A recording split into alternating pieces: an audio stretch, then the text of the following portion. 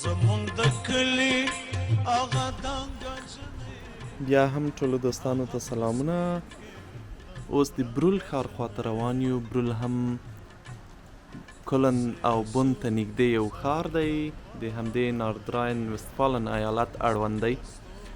یو وړ ښار یا ښارګوټی دی، خو هغلته یو قصر یا ماڼۍ ده چې هغه ډېره مشهوره ده. د هغې لیدنه به وکړو او بیا به په ښار کې وګرځو. دا هم په جرمني کې د ښکلو قصرونو له ډلې یو دی. د اوګوستوسبورګ قصر دی چې په بغول کې واقع دی. دې ته نږدې یو بل قصر هم شته چې د فالکنلوس په نوم یادیږي. د دې قصرونو او باغ بنسټ په 12مه میلادي پیړۍ کې ایښودل شوی دی او د باروک او روکوپ د مهندسۍ په بڼه جوړ شوي دي. ویل کېږي چې یو وخت دلته د عیسوي مشرانو ترمنځ شخړه رامنځته شوه. له همدې کبله یو اسقف یا ستر مشر راغی او دلته یې دا قصر او باغ جوړ کړ او ترڅنګ یو بل قصر هم ودان شو.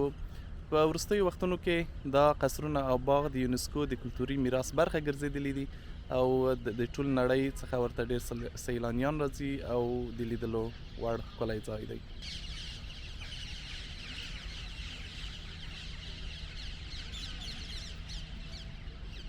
که قصر ته د ننه ځئ باید ټیکټ واخلئ، وګورئ. که د موزیم او تاریخي اثارو د لیدلو شوق لرئ نو هلته بیا نور ښکلي او تاریخي شیان هم لیدلی شئ. د بغول هافت بانوف یا مرکزي سټیشن هم د دې قصر په څنډه کې واقع دی. که په ټرین کې راځئ مستقیم دلته راځئ، راتللی شئ. او د قصر شاته بیا یو بازار دی، د دې ښارګوټي مرکز دی. کولی شئ هلته هم وګرځئ او تجارتي ځایونه او نور د لیدلو وړ کوم ځایونه چې دي هغه ووینئ.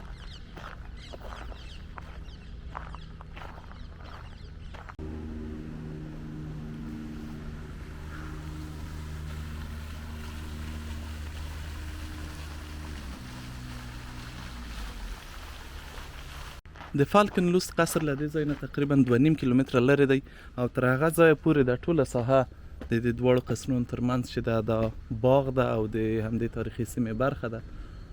نو که دلته راغلی او وخت مو درلود کولی شئ د هغې قصر لیدنه هم وکړئ. د دې ځای د باغ جوړښت هم ډېر ښکلی دی. که څه هم نن رسمي ورځ ده خو سیلانیان ډېر نشته او زه نه پوهېږم چې دلته یو علت څه دی. جرمنان د خپلو تاریخي ځایونو او د لیدلو وړ د ځایونو لپاره ګرځندویانو ته ډېر تبلیغ نه کوي او یو علت یې ښایي دا وي چې دوی د ګرځندوی یا د سیاحت عاید ته ډېره اړتیا نه لري. له نورو برخو یې عاید زیات دی. له همدې کبله یې ډېر ځایونه لکه څنګه چې باید وي هغومره مشهور نه دي.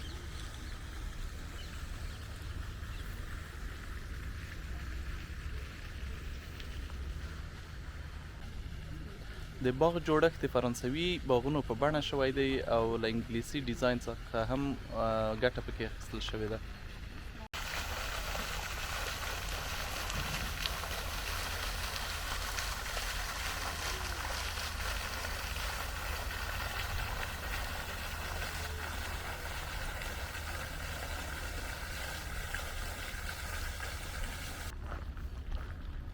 لکه څنګه چې لازمه ده ټول قصرونه بیا نورې ملحقه ودانۍ هم لري.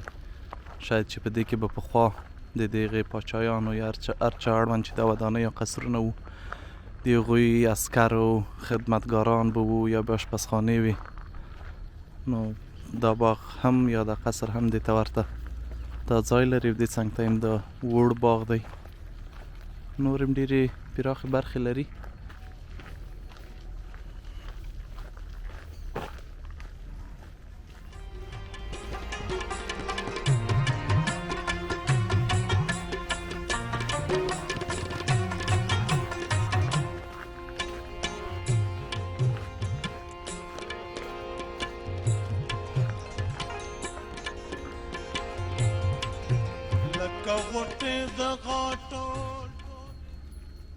دلته هم چا سکې اچولې.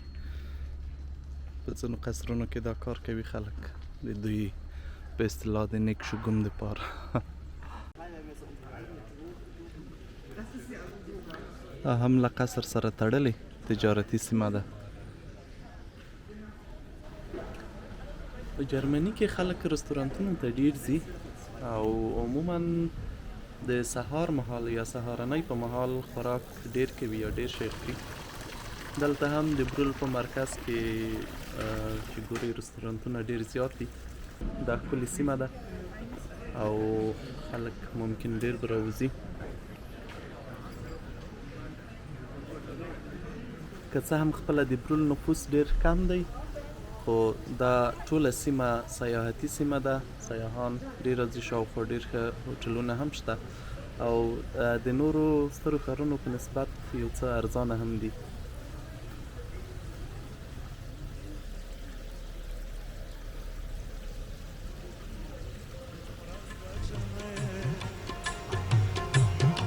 اوسه سر سالو لمبانه وهي اوس په پستا غوټو چمبانه وهي.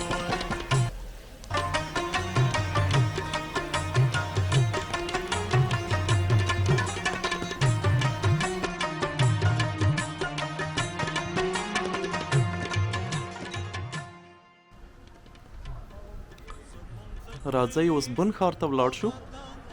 بون د جرمني پخوانی پایتخت دی او یو له مشهورو ښارونو څخه دی. د بون ښار هم د راین سیند پر غاړه ودان دی او د جرمني له ښکلو ښارونو څخه یو دی.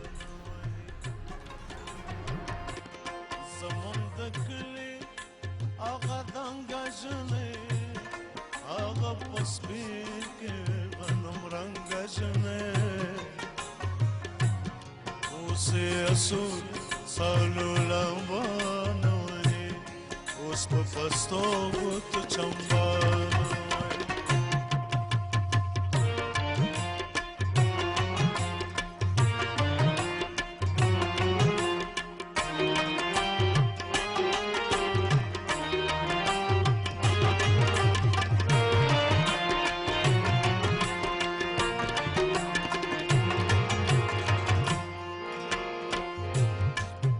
چې سندرې په لاس رانیوې د بام کوترې په لاس رانیوې اوس د ټول کلي بامونه ورانې سپین د کوترو سلامونه ورانې. او اوس هم ښه راغلی د بون تاریخي ښار ته.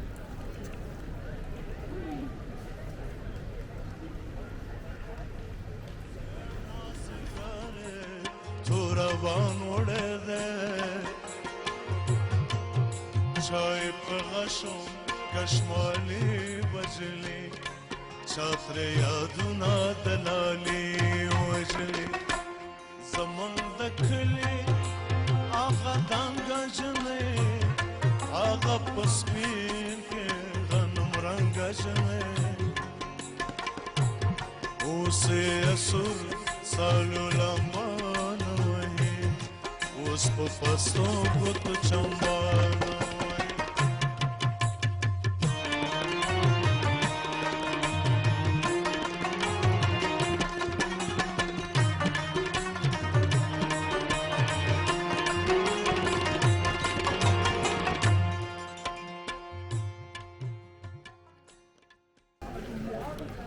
د 2001 کال د دسمبر میاشتې په 15مه نیټه په بون ښار کې د افغانستان په اړه یو مهم کنفرانس جوړ شو چې اکثرو پخوانیو جنگي ډلو ټپلو برخه پکې واخیسته او د افغانستان د نوي موقت حکومت پریکړه پکې وشوه. همدا ډول د حکومت د ډول او په دې ډول حامد کرزی د افغانستان لپاره انتقالي یا موقت رئیس جمهور وټاکل شو. تیر 20 کاله د بون د همدې پریکړې مستقیمه پایله وه دا چې څه وشول، څه به کېږي په افغانستان کې. وروسته به تاریخونه په اړه قضاوت کوي. خو بون ښار د همدې پریکړې له امله ډېر مشهور شو او اکثر افغانان یې پیژني.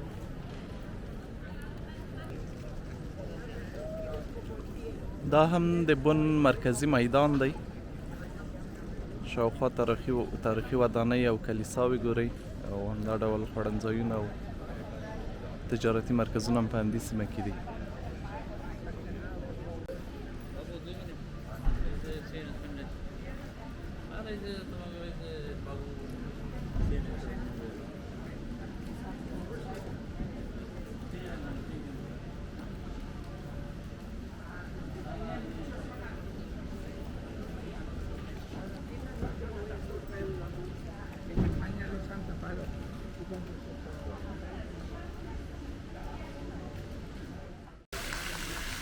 د بن د پخواني ښار دروازه چې اوس د ښار منځ کې راغلی ده، همدا برخه یې جوړه پاتې ده، نور دیوالونه د ښار وران شوي او نشته.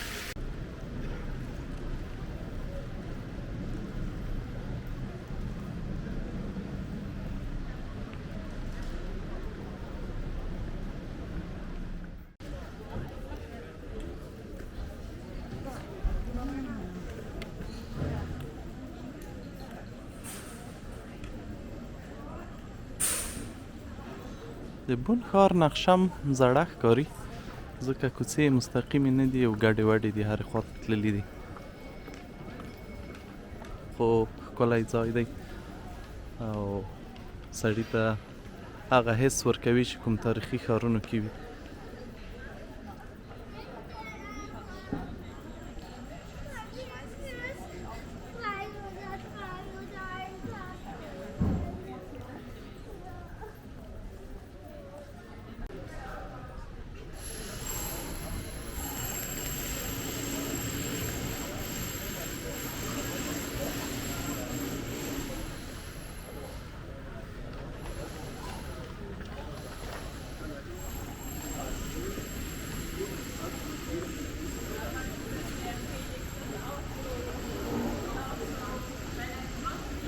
د بن ښار هم د دغه روه متروپولین برخه دی او له کلن څخه زیاته فاصله نه لري.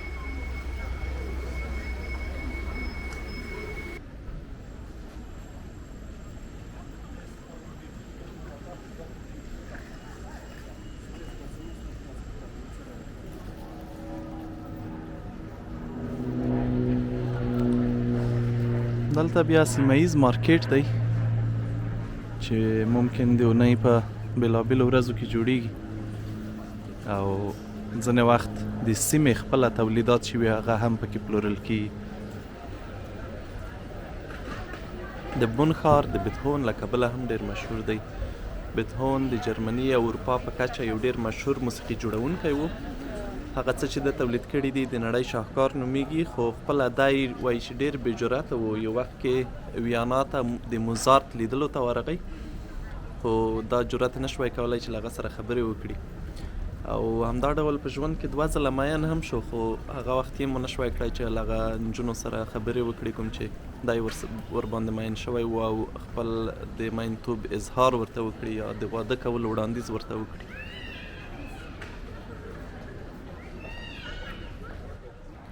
د بتهون ژوند هم په ډېرې غریبۍ او بېوزلۍ کې تیر شو او ډېر وخت ناروغ هم و. د ژوند په وروستیو کلونو کې په غوږونو هم کڼ شو او بیا چې کله مړ شو ډېرو خلکو یې په جنازه کې برخه واخیسته او هغه وخت بیا خلک په قدر وپوهېدل. د بتهون کور هم همدلته د بن په مرکزي سیمه کې دی. که د موسیقۍ علاقمند یا لیوال یاست او یا هم له بتهون سره علاقه لرئ کولی شئ د هغه د کور نه هم لیدنه وکړئ.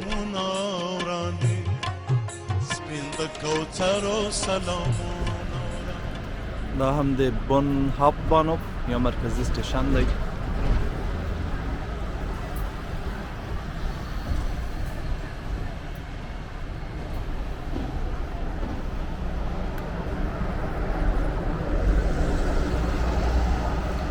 خو بیرغونه د بن نښه نه ده.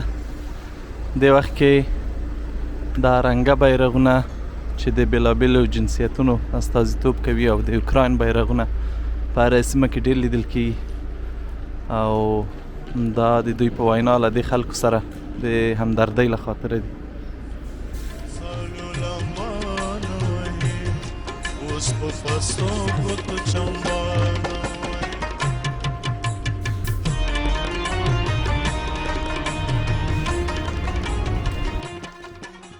راځئ اوس په ولاړ شو هغه قصر ته یا هغه هوټل ته کوم چې د افغانستان په اړه د بن کنفرانس پکې جوړ شوی و، کوم چې د یوې تپې په سر دی، د یوې غونډۍ په سر دی، په یوه ډېره ښه شنه سیمه کې دی. راځئ وګورو چې هغوی به په دې وخت کې څه حس درلود، اگر چې هغه کنفرانس په ژمي کې و، خو بیا هم سیمه ښکلې ده او ممکن که واورې وشي بیا به دا سیمه ډېره ښایسته ښکاري. دلته نږدې د دراخه کسل یا د ډراګن کسل یا قصر هم شته چې هغې ته به بیا په خپل نوبت ورشو وبې ګورو. دا د پیټرزبورګ هوټل دی کوم کې چې د افغانستان په اړه د بن غونډه جوړه شوې وه. بن ته نږدې د یوې غونډۍ پر سر دی. سیمه یې ښکلې ده.